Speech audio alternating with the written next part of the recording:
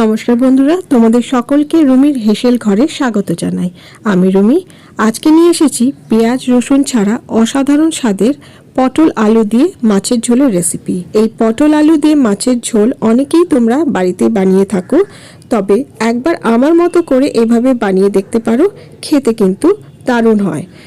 আর এই রকম গরমের সময় হালকা পাতলা মাছের ঝোল খেতে কিন্তু খুবই ভালো লাগে আর শরীরের পক্ষেও খুব ভালো। তাহলে চলো দেখে নেওয়া যাক আজকের রেসিপি পটল আলু দিয়ে মাছের ঝোল। এই পটল আলু দিয়ে মাছের ঝোল বানানোর জন্য আমি নিয়ে নিয়েছি 3 পিস রুই মাছ।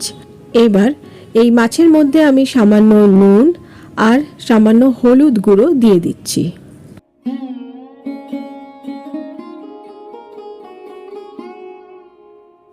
নুন ও হলুদ গুঁড়ো দেওয়ার পর মাছের গায়ে ঘষে ঘষে মিশিয়ে নিচ্ছি আর খুব ভালো করে মেখে নেব। আর এটা প্রায় 7-8 মিনিটের মতো ম্যারিনেট করে রেখে দেব। এবার একটা বোলের মধ্যে আমি দিয়ে দিচ্ছি 1 চামচ হলুদ গুঁড়ো, 1 চামচ জিরে গুঁড়ো, 1 চামচ ধনে গুঁড়ো আর 1/2 চামচ লাল লঙ্কা গুঁড়ো, আর দিয়ে দিচ্ছি 1 চামচ আদা বাটা আর পরিমাণ মতন নুন। এবার এর মধ্যে একটু জল দিয়ে একটা মিশ্রণ বানিয়ে নেব।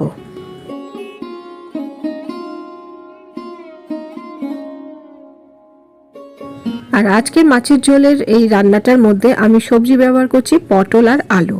পটল আলু এরকম লম্বা লম্বা করে কেটে ধুয়ে নিয়েছি আর পটলের খোসাগুলো অর্ধেক করে করে কেটে নিতে হবে। এবার কড়াইতে পরিমাণ মতন সর্ষের তেল গরম করে নুন হলুদ মাখানো মাছের পিসগুলো দিয়ে দিলাম।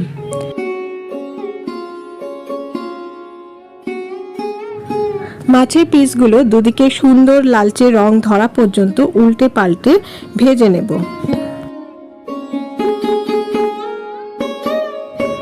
মাছগুলো খুব সুন্দর করে ভাজা হয়ে গেছে, এবার এক এক করে তুলে রেখে দিচ্ছি। এবার ওই তেলের মধ্যে দিয়ে দিচ্ছি 1/2 চামচ কালো জিরে আর 2টো ছোট তেজপাতা দিয়ে দিলাম। একটু ভাজা হয়ে গেলে, খুব বেশি কালো জিরেটা ভাজবো না, এবার দিয়ে দিচ্ছি ওই কেটে রাখা পটল আর আলু। মিডিয়াম ফ্লেমে পটল আর আলু খুব ভালো করে নাড়াচাড়া করে নেব। আর এবার দিয়ে দিচ্ছি সামান্য নুন, আর নুনটা দেওয়ার পর খুব ভালো করে মিশিয়ে নিয়ে একটা ঢাকা চাপা দিয়ে দিলাম। পটল আর আলু এইভাবে ঢাকা চাপা দিয়ে দিয়ে ভেজে নিতে হবে। ভিডিওটা চলতে চলতে তোমাদের বলি যে আমার চ্যানেলে কিন্তু মাছের ঝোলের রেসিপি আছে, তোমরা কিন্তু দেখে নিতে পারো। গরমকালে কিন্তু সেই ওই মাছের ঝোল মানে সজনে ডাঁটা দিয়ে মাছের ঝোলের রেসিপিটাও কিন্তু খুব ভালো লাগবে।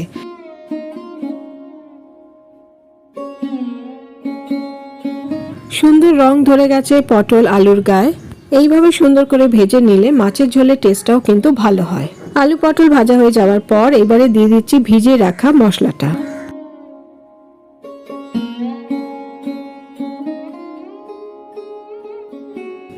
মিডিয়াম ফ্লেমে এই মশলাটা ভালো করে নাড়াচাড়া করে কষিয়ে নিতে হবে।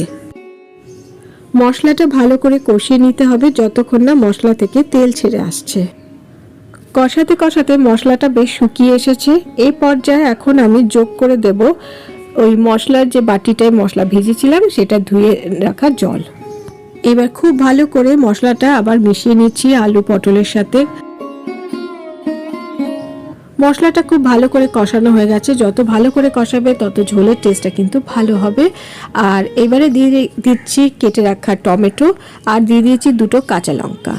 তো কাঁচা লঙ্কা আর টমেটোটাকে একটু মিশিয়ে নিয়ে এবার দিয়ে দিচ্ছি জল আমি গরম জলই ব্যবহার করেছি। জলের পরিমাণটা একটু বেশি করেই দেব, যেহেতু মাছের ঝোল বানাচ্ছি। ঝোলের মধ্যে সমস্ত সবজি একটু সময় নিয়ে খুব ভালো করে ফুটিয়ে নিতে হবে, তাই আমি এবার একটা ঢাকা চাপা দিয়ে দিচ্ছি যাতে সবজিগুলো খুব ভালো করে সিদ্ধ হয়ে যায়। 7-8 মিনিট পর ঢাকাটা খুলে নেব। এইবার ভেজে রাখা মাছগুলো ঝোলের মধ্যে দিয়ে দিলাম। পটল আর আলু সুসিদ্ধ হয়ে গেছে। মাছগুলো দেওয়ার পর আর 5 মিনিট ঝোলটাকে ফুটিয়ে নেব। ব্যাস, এই পটল আলু দিয়ে মাছের ঝোল একদম তৈরি হয়ে গেছে। এইবার একটা সার্ভিং বোলের মধ্যে আমি মাছের ঝোলটা ঢেলে দিলাম। তৈরি হয়ে গেল আজকের রেসিপি পটল আলু দিয়ে মাছের ঝোল। তো তোমাদের কেমন লাগলো আজকের এই রেসিপিটা তোমরা অবশ্যই আমাকে লাইক ও কমেন্ট করে জানাবে। আর যদি ভালো লেগে থাকে তাহলে বাড়িতে একবার বানিও, আশা করি তোমাদের ভালো লাগবে। এইরকম আলু পটল দিয়ে মাছের ঝোল কিন্তু গরম গরম ভাতের সাথে খেতে ভীষণই ভালো লাগবে। আর সাথে যদি থাকে পেঁয়াজ, লঙ্কা, লেবু, তাহলে তো একদম জমে যাবে। আমার চ্যানেলে নতুন বন্ধু হয়ে থাকলে সাবস্ক্রাইব করে নেওয়ার অনুরোধ রইল। আর পাশে থাকা বেল আইকনটাকে অবশ্যই প্রেস করে দেবে, যাতে পরবর্তীকালে আমি যা রেসিপি শেয়ার করব তার নোটিফিকেশন তোমাদের কাছে পৌঁছে যাবে। তাহলে আজকে আসি, আবার হাজির হয়ে যাব আমার হেসেল ঘরের খবর নিয়ে। তোমরা সবাই ভালো থেকো, সুস্থ থেকো, টাটা।